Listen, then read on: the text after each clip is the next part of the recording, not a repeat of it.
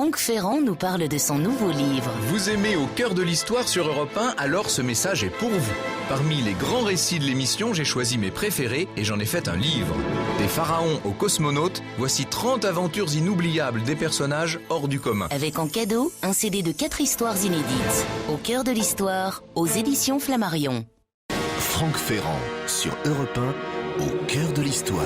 Depuis plus de 15 siècles et sous sa forme actuelle depuis 1929, la Cité du Vatican est le siège de l'Église catholique. C'est un des endroits les plus mystérieux du monde et Franck Ferrand a choisi de nous y faire pénétrer aujourd'hui sur Europe 1. Bonjour Franck. Bonjour Julia, bonjour à tous. Vous savez, on n'entre pas si facilement dans les zones réservées du Vatican. Il faut montrer patte blanche et s'adjoindre à un bon guide, un Cicérone. J'ai trouvé le plus excellent qui soit en la personne de Bernard Lecomte. Lui sait percer les secrets qui, dans l'entourage des papes, ont toujours été de rigueur. Alors vous avez choisi de commencer cette émission par l'évocation du pape le plus contesté, faut dire, du XXe siècle, Pie XII. Oui, Pie XII, adulé et défendu bec et ongle par les uns, dénigré et même accusé par les autres, Eugenio Pacelli, qui a régné sous le nom de Pie XII entre 1939 et 1958, m'a paru constituer la plus passionnante des entrées en matière.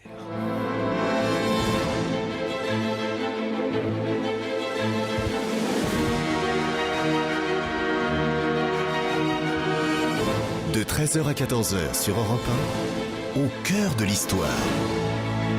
Franck Ferrand.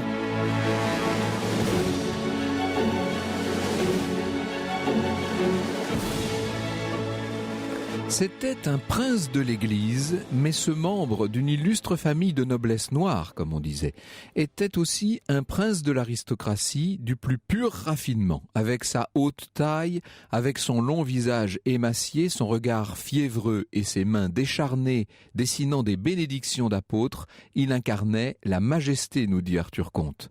Quand on observe les images, on croit voir la statue du désespoir du siècle. À peine élu sur le trône pontifical, il aura vu l'Europe s'abîmer dans une implacable guerre civile, façon de parler, alors que tout l'univers, bientôt s'ensanglantait, il ne trouva aucune possibilité de se battre. Il ne lui restait en définitive, avec la morne succession des affaires courantes, que la prière. Il aura donc été le pape le plus pathétique de toute l'aventure humaine. Ces lignes sont donc du regretté Arthur Comte, dont la plume, habituellement révérencieuse, n'a pas reculé, vous l'avez entendu, devant l'emploi de l'adjectif pathétique. Pathétique qu'il faut comprendre ici dans un sens compassionnel et non pas méprisant, bien entendu. Dans sa biographie magnifique parue en 1992, Robert Serroux nous montre un pape hypersensible, angoissé, de santé fragile, un pape à la fois autoritaire et perfectionniste, qui aura tenté d'employer le langage de la diplomatie face à Hitler, autant dire qu'il s'est heurté à un mur. Le pape Pie XII a condamné le nazisme, mais en s'interdisant de dénoncer publiquement, de façon claire, le génocide des Juifs. C'est ce qui ressort en tout cas de cette importante biographie. C'est le poids que porte Pie XII devant l'histoire, le poids qui, à jamais, pèsera sur la mémoire d'Eugenio Pacelli, ancien nonce apostolique en terre allemande, devenu le secrétaire d'État, autant dire le ministre des Affaires étrangères du pape Pie XI en 1930, avant d'accéder lui-même au trône de Saint-Pierre en mars 1939. Pas besoin d'insister sur l'importance d'une telle élection à quelques mois, quelques semaines de la guerre. Michel de Saint-Pierre. Vous savez, Michel de Saint-Pierre, c'est le père d'Isor de Saint-Pierre que nous recevions ici même avant-hier. Michel de Saint-Pierre avait rencontré Pie XII dans la résidence d'été des papes à Castel Gandolfo. Il l'avait rencontré bien après la guerre en 1953. Et voici le portrait admiratif qu'il en brosse. Les traits du Saint-Père impressionnaient, écrit Michel de Saint-Pierre. Figure émaciée, marquée de rides profondes que sa faculté de communier à la douleur des hommes avait creusée d'année en année comme un soc. Le teint était pâle, le visage princier, et les yeux noirs étincelaient derrière les lunettes. Une extraordinaire autorité s'en dégageait en effluve magnétique, et cependant la bonté baignait constamment ce visage et l'accompagnait comme le faisceau d'un projecteur qui se fût déplacé avec lui. Oui, écrivait Saint-Pierre, je dis bien, je revois le feu de ce regard profond et sombre, cette tête fine aux traits ascétiques, au nez aquilin, aux joues mates, et la cruelle parenthèse de rides qui semblaient vraiment les cicatrices de blessures. C'est que chez l'ancien cardinal Pacelli, devenu le pape Pie XII, les blessures étaient sans doute morales. On peut dire que son impuissance pendant la Seconde Guerre mondiale n'avait pu que lui peser. Du Requiem de Mozart est dirigé par Herbert von Karajan. Et c'était dans le cœur même de Saint-Pierre et devant, en présence du pape Jean-Paul II, cet enregistrement. Alors en 1963, c'est-à-dire 5 ans après sa mort, le dramaturge protestant Rolf Horhuth donnait à Berlin une pièce intitulée Der Stellvertreter, en français le vicaire. Cette pièce a fait un scandale terrible. C'était la première mise en accusation de Pie XII sur sa conduite aux heures les plus sombres de la guerre. Je dis la première parce que de nombreuses ont suivi. Rappelez-vous par exemple le film de Costa Gavras, Amen, vous savez, avec Mathieu Kassovitz. À la même époque, Jean d'Hospital écrivait « La mémoire de Pie XII s'entoure de malaise. Posons-nous tout de suite une question que les observateurs de toute nation et jusque dans l'enceinte de la Cité du Vatican ont inscrite sur leur tablette. A-t-il eu connaissance de certaines horreurs de la guerre voulues et conduites par Hitler? S'il l'a su, pourquoi dépositaire et premier chantre de l'Évangile, pourquoi n'est-il pas descendu sur la place en bure blanche, les bras en croix, s'offrant au cou pour dénoncer le crime sans précédent, pour crier non? Vous avez bien compris que ça fait 2 questions. Première question, a-t-il su? Et deuxième, si oui, pourquoi si peu de réaction de sa part? Alors à la première question, il est quand même assez facile de répondre. Certes, Vladimir d'Ormesson, qui a été ambassadeur de France auprès du Saint-Siège, écrivait au milieu des années 60, au pire moment de la polémique soulevée par la pièce Le Vicaire. Il écrivait « Ceux qui ont été enfermés comme moi dans la Cité du Vatican pendant le dernier conflit peuvent témoigner de l'isolement total dans lequel le Saint-Siège était tenu. Le fascisme et bientôt les armées de Hitler avaient élevé un véritable mur entre la petite cité pontificale et le reste du monde. Le télégraphe était commandé par les fascistes, la radio étrangère affreusement brouillée, ne parlons pas du téléphone. La police fasciste, bientôt doublée de la police hitlérienne, ne relâchait pas son étreinte. Que Pie XII, comme le reste du monde, n'ait pas su tout le raffinement des monstruosités dont les Juifs étaient secrètement les victimes, en mon âme et conscience, j'en suis absolument convaincu. Ça, c'est sans doute très vrai pour ce qui est de l'atmosphère qui régnait au Vatican et de la situation d'isolement dans laquelle on vivait avec le pape Pie XII à l'époque. Mais il ne faut pas oublier tout de même que la Curie et que le Vatican sont particulièrement bien informés par tout le réseau diplomatique international dont ils sont une sorte de plaque tournante, mais aussi évidemment par les prêtres qui se trouvent dans les différents diocèses et qui peuvent directement informer le Saint-Père. Ainsi, le père Angelo Martini écrivait « Il faut bien préciser que ce que Pie XII savait et dire comment il le savait de l'extermination et des procédés est important. Le chiffre total de 6 millions de disparus dans le cas des Juifs ne fut apprécié et connu, c'est vrai, qu'à la fin de la guerre. Le Congrès juif mondial, grâce à ses divers postes de recherche et d'examen de renseignement, n'en est pas moins arrivé à des chiffres approximatifs qui allaient beaucoup plus tôt jusqu'à des centaines de mille, jusque même à l'évaluation de 1944 qui disait 4 millions. Le pape recevait aussi des informations, malheureusement peut-être pas assez fréquentes ni assez précises, en provenance du clergé des pays occupés, je vous l'ai dit, mais ces informations allaient toutes dans le même sens. Et puis surtout, à partir de 1942, il y a eu une véritable offensive d'informations à l'intention du Saint-Siège. Des mémoires privées, toutes sortes de documents publics se sont succédés, et ce à un rythme exceptionnel.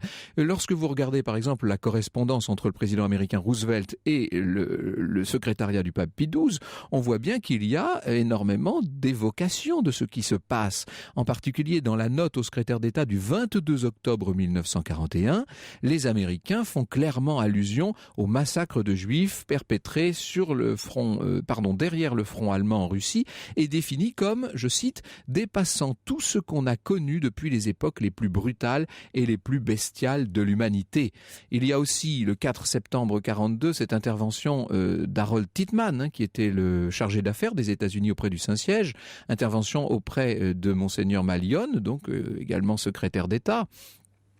Selon instruction de mon gouvernement, écrit le chargé d'affaires, j'ai l'honneur d'attirer l'attention de votre éminence donc il parle au secrétaire d'État, sur le traitement cruel et inhumain que les forces d'Hitler infligent partout aux populations civiles, surtout dans les régions occupées par les Allemands. Il désire souligner que ces atrocités incroyables ont été universellement condamnées et que cette condamnation universelle a été exprimée par tous les peuples libres. Le chargé d'affaires a également été autorisé par son gouvernement à souligner qu'une condamnation similaire de ces atrocités par le Saint-Père pourrait aider à apporter quelques retenues aux actions des forces du régime hitlérien.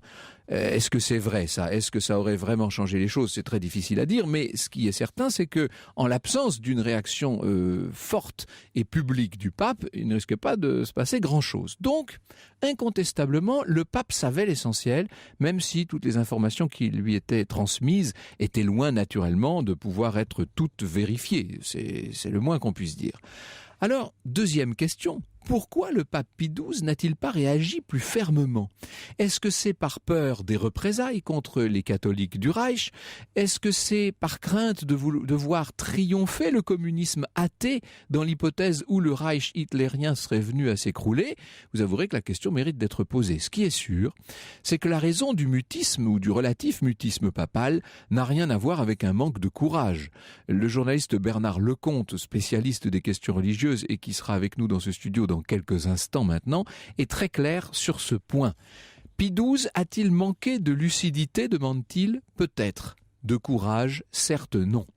Il lui est même arrivé de prendre de grands risques. Ainsi, dans les premiers jours de novembre 1939, le pape apprend de la bouche de son secrétaire qu'un groupe d'officiers de soldats de l'Abwehr nourrit le projet de renverser Hitler. Je dis bien qu'on est là en novembre 1939, au tout début de la guerre. Les conjurés entendent déposer le dictateur, arrêter la guerre et revenir progressivement à un état de droit. Encore, leur faut-il l'assurance que les Alliés n'en profiteront pas pour écraser le Reich ? Il faut donc une intercession du pape. Informé le 5 novembre, Pie XII ne prévient personne, pas même son secrétaire d'État, et il fait savoir à Müller dès le lendemain qu'il est prêt, je cite, à faire tout ce qu'il peut. Le représentant britannique auprès du Saint-Siège, D'Arcy Osborne, est sondé une première fois le 1er décembre, puis à nouveau le 8 janvier 1940. Et le 6 février, dans le plus grand secret, Osborne est reçu personnellement par Pie XII, qui lui confirme les informations sur le complot, mais lui fait aussi comprendre qu'il serait fou pour lui et pour l'Église d'aller plus avant, et que son rôle doit s'arrêter là. C'est déjà pas mal, vous me direz. Les hésitations des Britanniques dans cette affaire laisseront les choses s'enliser, quelque part entre Londres et Berlin, nous dit Bernard Lecomte.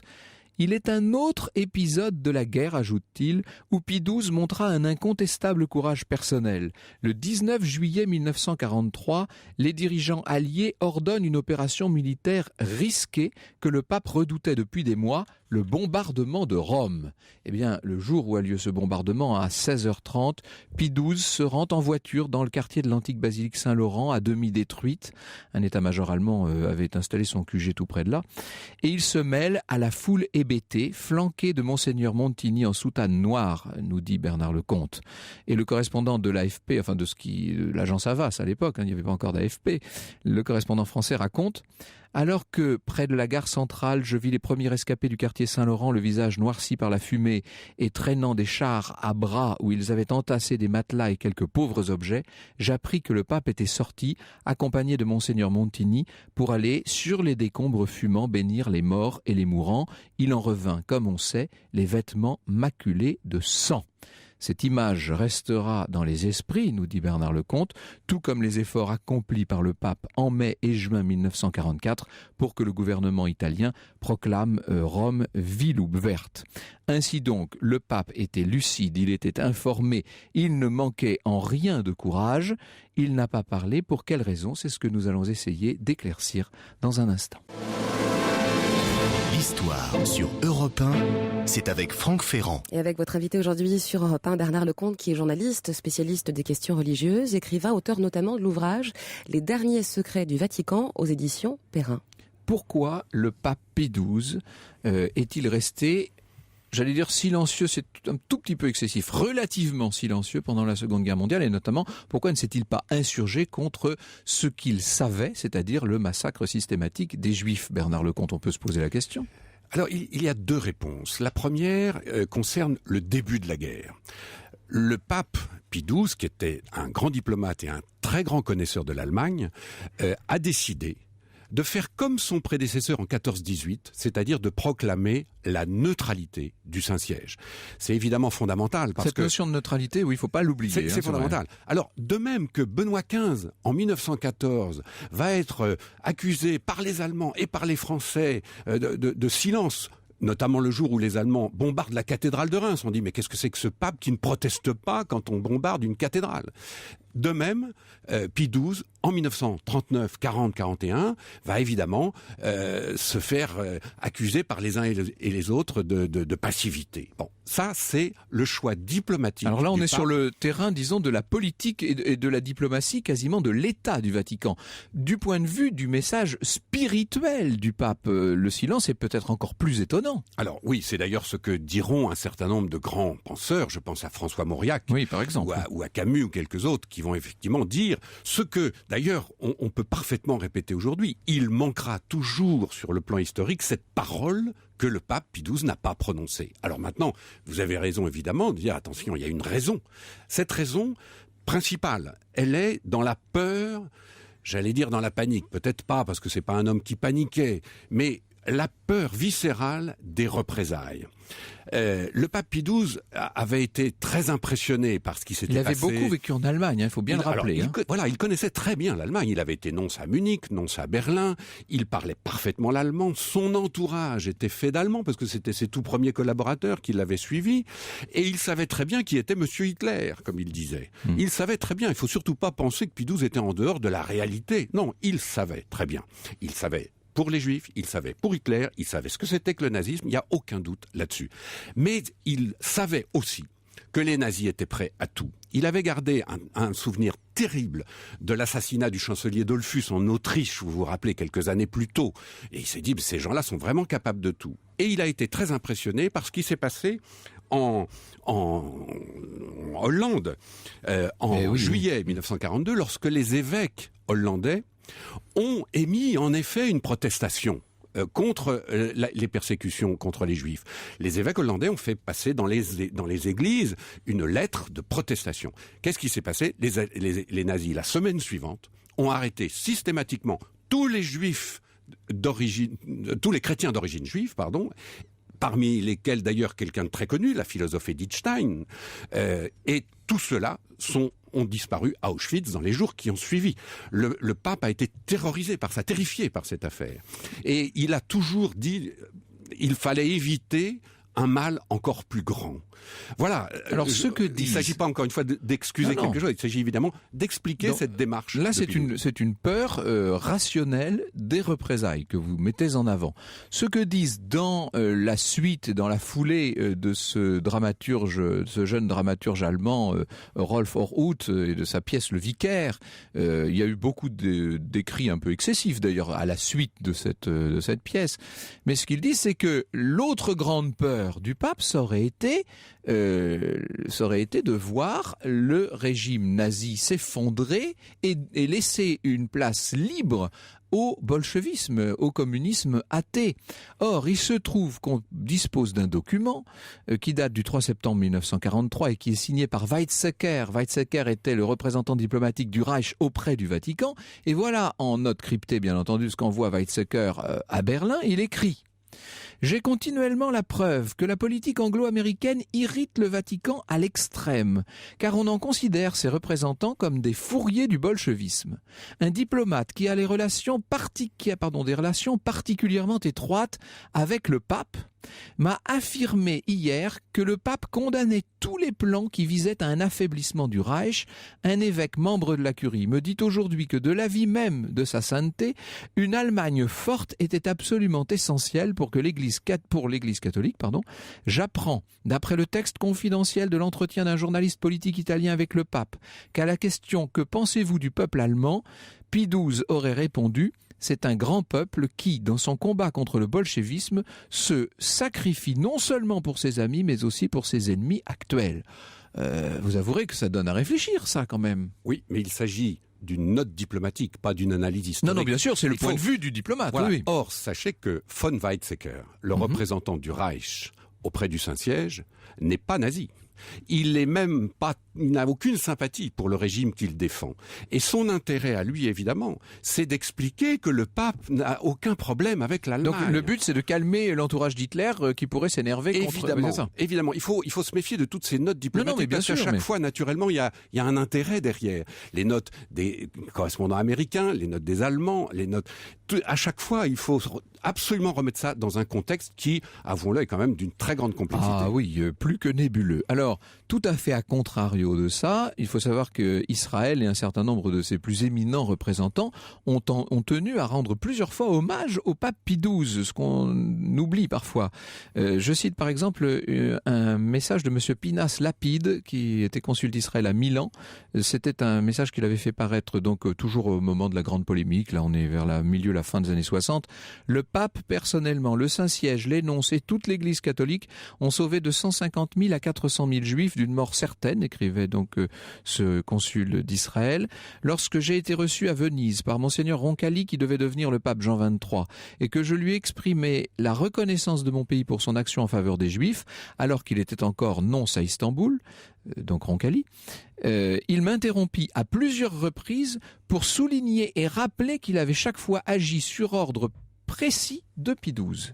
Absolument. Lorsque Pie XII meurt, vous savez, en octobre 1958, la planète entière est de cet avis. C'est-à-dire qu'aux obsèques de Pie XII, tous les États sont représentés, dont l'État d'Israël. Il y a un télégramme de Madame Golda Meir, ministre des Affaires étrangères, qui arrive à ce moment-là, et tout le monde considère Pie XII comme un grand homme, le défenseur de la cité, comme disaient les Italiens, et un sauveur de Juifs, parce qu'il faut jamais oublier que Pie XII, quels que soient ses silences, a quand même ouvert les couvents, les séminaires, les monastères pour sauver des Juifs, et c'est une réalité. Alors le chiffre de Lapide peut se discuter, mais à cette époque-là, on peut discuter tous les chiffres d'ailleurs. Mais ce qui m'a frappé pour ma part, c'est qu'en 58, lorsqu'il meurt, tout le monde considère Pie XII comme un saint. Et c'est la pièce Le Vicaire, vous en avez rappelé tout à l'heure la sortie en 1963, qui va entamer un retournement complet de l'image de ce pape. Et c'est tout à fait extraordinaire sur le plan historique ou historiographique de voir qu'en quelques années, ce pape qui était un héros pour le monde entier va devenir un salaud pour toute une partie du monde. C'est ça, rarement l'image d'un pape aura suscité autant de polémiques, souvent sommaires, parfois violentes, écrivez-vous. Une note en bas de page dans un texte pontifical, une légende de photos au mur du musée de Yad Vashem, un nouveau livre à charge ou à décharge, et le débat ressurgit, toujours acerbe, entre détracteurs et défenseurs de Pie XII. La pièce de Hors-Août n'en finit pas de jeter le trouble sur la période la plus complexe de l'histoire de l'Église, et le vieux Erwin Piscator, dont c'était le but, doit s'en réjouir dans sa tombe, écrivez-vous, dans ce deuxième volume de vos secrets du Vatican qui s'appelle « Les derniers secrets du Vatican » qui est publié chez Perrin. Avec vous, Bernard Lecomte, dans un instant, nous revenons sur d'autres aspects du règne de Pie XII. Franck Ferrand sur Europe 1. Au cœur de l'histoire. Toujours en compagnie sur Europe 1 de Bernard Lecomte, et nous nous intéressons aujourd'hui au pape Pie XII. Oui, Franck. alors essentiellement au pape Pie XII. Évidemment, les deux ouvrages de Bernard Lecomte, Les secrets du Vatican et Les derniers secrets du Vatican, parlent de bien d'autres papes. Évidemment, ils nous racontent toute l'histoire toute l'histoire contemporaine du Vatican. Mais moi, j'ai mis l'accent particulièrement effectivement sur Pie XII. Et ce que je trouve bien, notamment dans ce deuxième volume, Bernard Lecomte, c'est que vous nous présentez Pie XII sous un autre jour. On ne parle pas dans cette affaire que de son rapport à la Seconde Guerre mondiale. Vous nous montrez notamment un pape archéologue. Ça, c'est assez extraordinaire. Oui, Pie XII était passionné par une question qui avait agité beaucoup de papes avant lui, mais qui n'avait jamais provoqué les recherches qu'il a souhaitées sur le tombeau de Saint-Pierre. Quand vous allez au Vatican, évidemment, il y a le tombeau de Saint-Pierre. Et moi, comme visiteur, comme tout le monde, je me suis dit, au fond, est-ce que c'est le vrai tombeau? Et est-ce que dans ce tombeau, c'est le vrai Saint-Pierre? Est-ce que ce sont les reliques? Et c'est Pie XII qui donne la solution. Pie XII, en 1939, décide, le premier pape depuis 2000 ans, de creuser, là, d'aller chercher d'aller voir ce qu'il y a vraiment. de ce qu'il y a vraiment, de ce qui s'est passé en l'an 64 après Jésus-Christ, lorsque Néron, à l'occasion de l'incendie de Rome, va persécuter les chrétiens et décapiter leur chef, qui est évidemment Pierre, le futur Saint-Pierre. c'est un véritable roman policier qui commence parce que on commence à creuser en 39-40 sous la basilique en prenant des risques absolument énormes, risques architecturaux, risques scientifiques, risques religieux. Imaginez qu'on n'ait rien trouvé. Vous vous rendez compte tout ce que ça aurait pu entraîner comme modification théologique, ecclésiologique, etc. Les fouilles vont durer 12 ans. Elles vont aboutir en effet à la certitude que c'est bien le tombeau de Saint-Pierre qui est là, mais d'autres professeurs, archéologues, anthropologues vont continuer les recherches pour savoir si les petits bouts d'eau qu'on a trouvés, les os, les petits ossements, appartiennent ou pas à Saint-Pierre. Et là, évidemment, c'est un peu plus flou. Mais c'est une véritable chasse au trésor incroyable. C'est un signe des temps en même temps, puisqu'on comprend qu'au milieu du XXe siècle, on a besoin de ces recherches matérielles, en quelque sorte. C'est un signe de la passion aussi de toute une civilisation pour l'archéologie à l'époque, évidemment. Oui, et puis c'est ce paradoxe qui n'en finit pas, de savoir que pendant 19 siècles, on a cru sans savoir. C'est ça. Et maintenant, on croit moins alors qu'on sait. C'est ça. L'archéologie, l'histoire...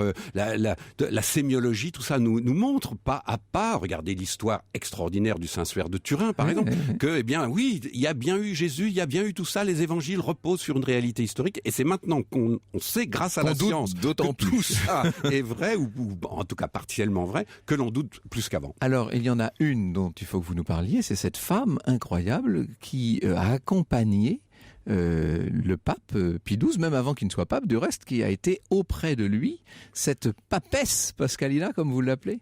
Alors, papesse, évidemment, c'est un colibet, parce que cette femme a déclenché beaucoup de rumeurs, pas toujours sympathiques. Mais en effet, il y avait une femme dans la vie de Pie XII. Cette femme, c'était une jeune religieuse qui est venue à son service en 1917, quand il était tout jeune nonce apostolique à Munich.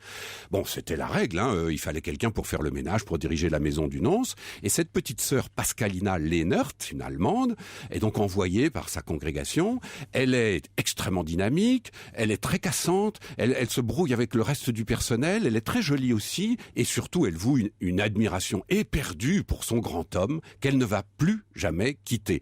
Au point que il va l'emmener évidemment à Berlin. Quand il va à Berlin, il la ramène à Rome, ce qui commence à devenir un peu compliqué. C'est là où on commence à jaser.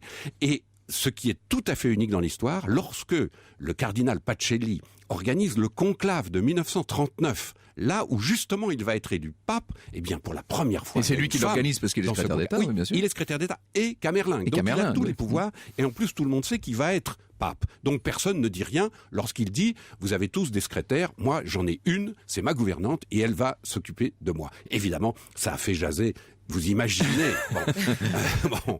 Et cette femme va être la gouvernante, la confidente et l'amie de Pie XII jusqu'à sa mort. Elle va le veiller, elle sera là jusqu'à la dernière minute.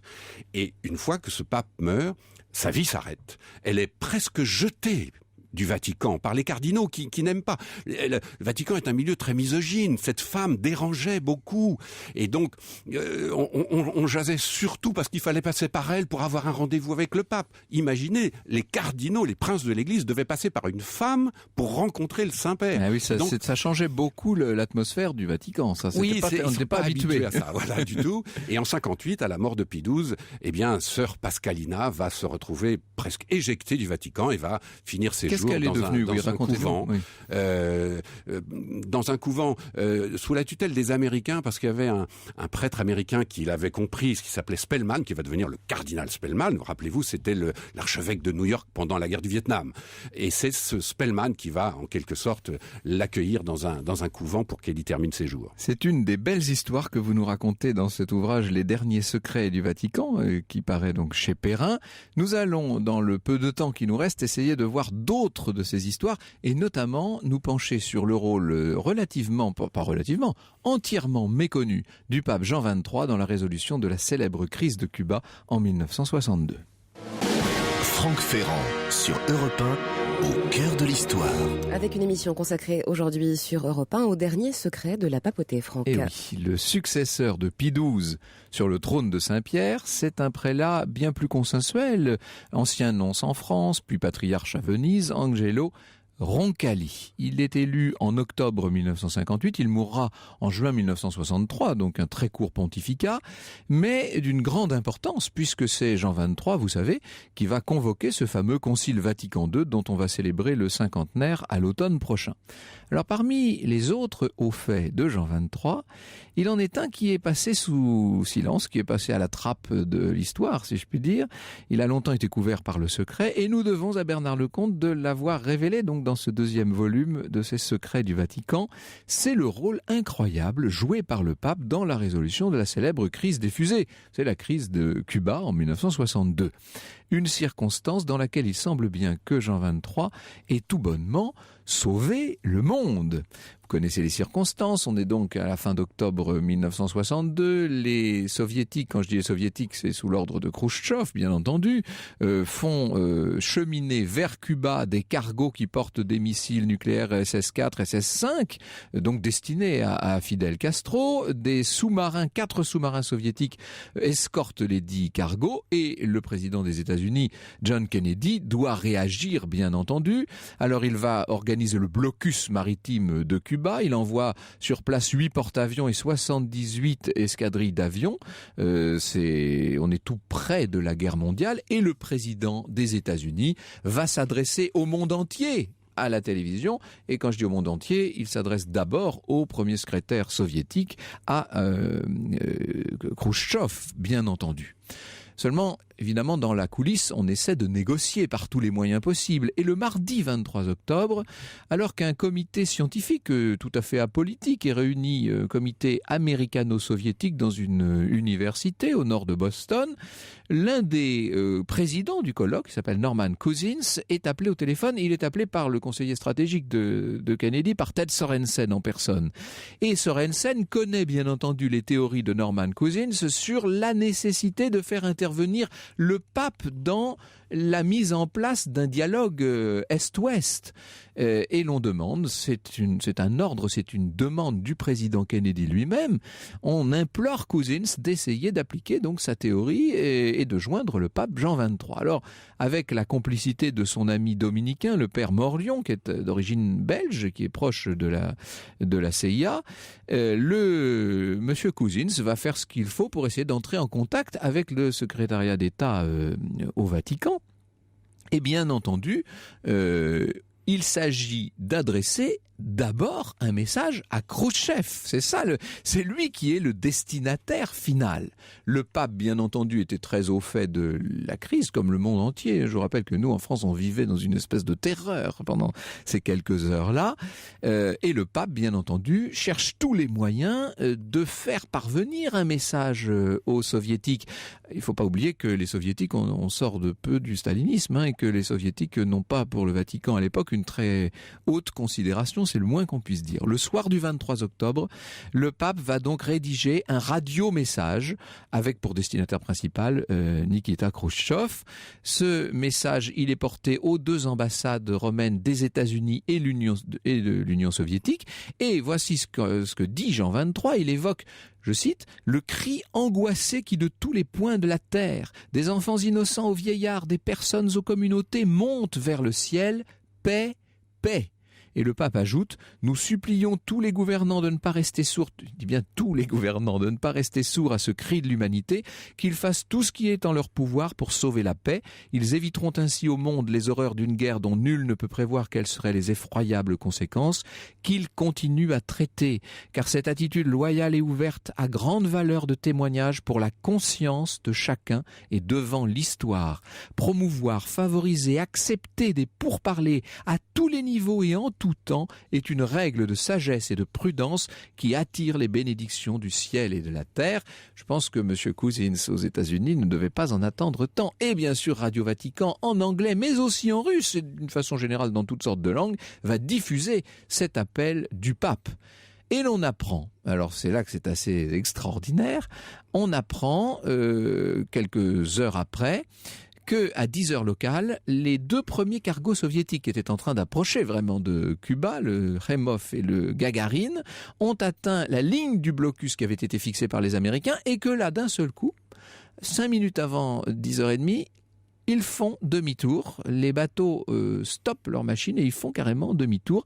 Et en fin de journée de ce même 25 octobre, les ambassadeurs soviétiques à Londres et à Bonn, des ambassadeurs qui obéissent évidemment à Andriy Gromyko, le chef de la diplomatie soviétique, manifestent publiquement leur souhait d'une solution pacifique de la crise. Bref, on est passé à côté de la catastrophe et on va avoir cette chose extraordinaire qui est une de la Pravda relayant l'appel du pape Jean XXIII. C'est un titre en première page. Nous supplions tous les dirigeants de ne pas rester sourds aux cris de l'humanité, dit le pape Jean XXIII, et tout ça est sur la Pravda. Ça a été un événement extraordinaire et c'est peut-être le rôle le plus spectaculaire d'un pape dans ce XXe siècle tellement agité.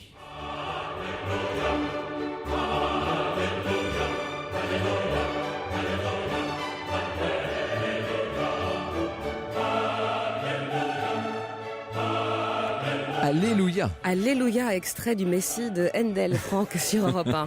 Alléluia, nous sommes sauvés. Bernard Lecomte, c'est un rôle assez méconnu du pape Jean XXIII. Enfin, c'est pas méconnu, on le savait, mais on ne le souligne jamais. Non, alors c'est très étrange. Moi-même, je me suis posé évidemment cette question.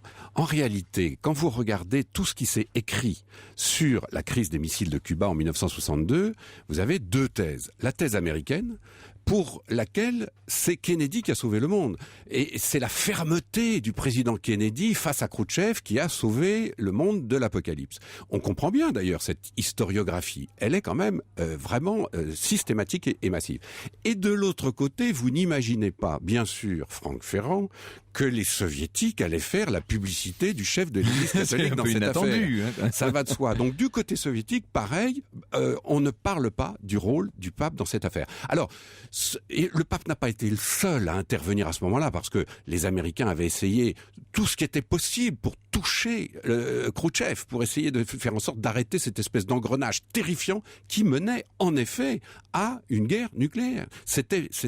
Ils rigolaient pas avec ça. On peut dire aussi que les soviétiques dans cette affaire ont trouvé une porte de sortie qu'ils étaient bien contents de trouver, parce qu'on s'acheminait là vers quelque chose vers une aporie totale. Oui. Alors, Khrouchtchev l'a payé cher d'ailleurs, parce que certains historiens soviétiques qui se sont penchés sur le sujet pensent que cette affaire a compté dans le limogeage de Khrouchtchev en 1964. Donc 2 ans après, on a accusé Khrouchtchev d'avoir été un petit peu faible face aux Américains.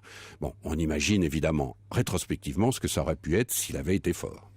En tout cas, Khrouchtchev, entre les deux cas, comme vous dites, puisque les deux cas, la lettre K entre Kennedy et Khrouchtchev, c'est le titre de votre chapitre, a joué là un rôle important. Alors il y a un pape, évidemment, auquel vous consacrez plusieurs chapitres, c'est Jean-Paul II, qui aura été, sur la fin du XXe siècle, on peut dire un pape inespéré pour l'Église, mais aussi pour le monde, bien entendu. Oui, Solzhenitsyn, qui pourtant était orthodoxe, qui n'avait pas de sympathie spéciale pour le pape, a dit, après l'élection de Jean-Paul II à la BBC, ce pape est un don du ciel. Et en effet, encore aujourd'hui, rétrospectivement, on peut considérer que pour l'Église catholique, ce pape fut une très très grande chance. Il a eu un rôle évidemment spirituel, il a eu un rôle ecclésial comme on dit, mais il a eu aussi un rôle politique et historique majeur, puisque aujourd'hui tous les historiens sont bien d'accord, ce pape a joué un rôle éminent dans le processus d'effondrement du communisme. Ce pape polonais, ce pape slave a évidemment joué un rôle majeur, au fond en redonnant confiance aux populations, aux communautés de ces pays-là, qui étaient un peu désespérés. Le communisme avait l'air d'être là pour toujours. C'était d'ailleurs ce que pensaient les Occidentaux, entre parenthèses. Et ce pape-là est arrivé en disant non, le communisme, c'est une parenthèse de l'histoire, et ce sont les peuples, ce sont les populations qui en décideront. Et il ne s'est pas trompé, en effet, en jouant de sa parole, parce que il faut jamais oublier, le pape n'a pas de char d'assaut, il n'a pas de bombe nucléaire. Le pape, combien de divisions de combien de divisions? Aucune. Il a sa parole. Et par sa parole, Jean-Paul II a su, en effet, redonner une espèce de courage ou d'espérance dans ces populations qui a abouti. Alors bien sûr, le pape n'est pas tout seul. Il faut pas non plus la scène politique. Ça n'est pas un dessin animé où Zorro gagne à la fin. Non, mais le pape incontestablement a joué un rôle majeur dans ce processus. Et quand il va rencontrer Mikhail Gorbatchev, après la chute du mur de Berlin, quelques semaines après la chute du mur de Berlin, il y a cette rencontre absolument extraordinaire du chef, si j'ose dire, du chef de l'Église communiste. On aurait aimé être petite souris, là. Oh là. Alors j'ai essayé de reconstituer justement cette séance, cette rencontre extraordinaire, et je voulais, alors j'ai évidemment beaucoup travaillé sur les témoins, il y avait quelques personnes, les interprètes, les porte-paroles, pour essayer de reconstituer le dialogue exact entre Jean-Paul II et Mikhail Gorbatchev, entre le chef de l'Église communiste et le chef de l'Église catholique, qui à ce moment-là évidemment vont décider un peu de la façon dont l'histoire va se poursuivre. Alors entre Jean XXIII et Jean-Paul II, il y a eu Paul VI, bien entendu, dont vous parlez, et puis Jean-Paul Ier, vous revenez sur toutes les rumeurs qui ont entouré le décès tellement précoce du pape Jean-Paul Ier. Vous ne faites d'une façon générale aucune impasse. Vous parlez des rapports entre catholicisme et franc-maçonnerie. Vous évoquez le dossier de la pédophilie, bien entendu. Oui, vous savez, l'histoire du Vatican, c'est un peu comme l'histoire de l'Élysée, de la Maison Blanche ou du Kremlin. C'est un lieu de pouvoir où il se passe des tas de trucs. Mais sauf qu'on y a beaucoup moins travaillé. C'est ça, il y a moins d'historiens, moins de journalistes qui ont travaillé là-dessus. Et ma méthode, elle est toute simple. C'est quand un sujet me paraît incroyable, comme celle que nous avons citée tout à l'heure, et que je constate qu'il n'y a même pas un livre résumant le sujet. Moi, alors ça fait mon bonheur. Je plonge dans une enquête et j'en sors effectivement ces choses-là, en m'étonnant à chaque fois qu'il n'y ait pas plus de livres sur ces sujets-là. Non, alors voilà, je vous livre le mien, qui au moins mérite de raconter ces histoires. Je vous confirme que ça passionne nos auditeurs, puisqu'ils m'ont envoyé pas mal de messages pendant toute cette émission. Je pense que nous avons répondu à peu près, grosso modo, à la plupart des questions. Pas à celle que pose Yvonne, mais c'est une page entière que nous envoie Yvonne. Ce sont des questions très intéressantes à propos de l'ouvrage de Karl-Heinz Deichner. Je vous transmets directement son message, Bernard Lecomte, comme ça vous aurez peut-être l'occasion de lui répondre directement. Vous dites que peu d'ouvrages sont consacrés au sujet. Certes, ils sont en tout cas tardifs. Il y en a maintenant au moins 2 maintenant. Les vôtres, Les secrets du Vatican et Les derniers secrets du Vatican, donc de Bernard Lecomte chez Perrin. Alors, dans le dernier, il est donc question de ce tombeau de Saint-Pierre, de cette femme derrière Pie XII, de la filière nazie, de l'église, de la franc-maçonnerie, de la pédophilie, vérités et mensonges. Nous avons évoqué ensemble quelques-uns de ces sujets. Il y a également l'histoire secrète du Vatican. Ça, c'est une traduction de Corrado Ogias. C'est aux éditions L'Express. Et puis alors, je ne vais pas vous les citer parce que nous y reviendrons en temps utile. Et d'ailleurs, ce serait bien que vous reveniez nous rendre visite à cette occasion. Quand on évoquera le cinquantenaire du Concile Vatican II, on parlera de la bataille du Vatican de Christine Pedotti, de l'histoire des conciles d'Yves Chiron et d'un certain nombre d'autres ouvrages. Merci beaucoup, Bernard Lecomte. Bonjour Elena Morna. Bonjour Franck, bonjour amis auditeurs et auditrices de Franck Ferrand. Restez avec nous parce que nous aussi on va parler de secrets. Alors pas tout à fait les mêmes que vous, certes nous allons parler des secrets qui font durer le couple, des choses autour du désir et du plaisir. Restez avec nous, vous avez sans doute des questions à nous poser, c'est au 3921. Vous pouvez prendre un pseudonyme genre Valentin ou Valentine. Si exactement, Valentin le désossé. Et c'est 34 centimes la minute pour nous appeler. Les experts Europe 1 vous attendent au studio Coluche. Merci beaucoup Elena. Je voulais citer également un numéro du Monde des religions qui s'appelle Aux origines de la papauté, les secrets du Vatican, Jean-Paul II, etc. C'est les papes, ceux qui ont marqué l'histoire ou fait scandale. À lundi, Julia. Merci Franck, bon week-end et à lundi.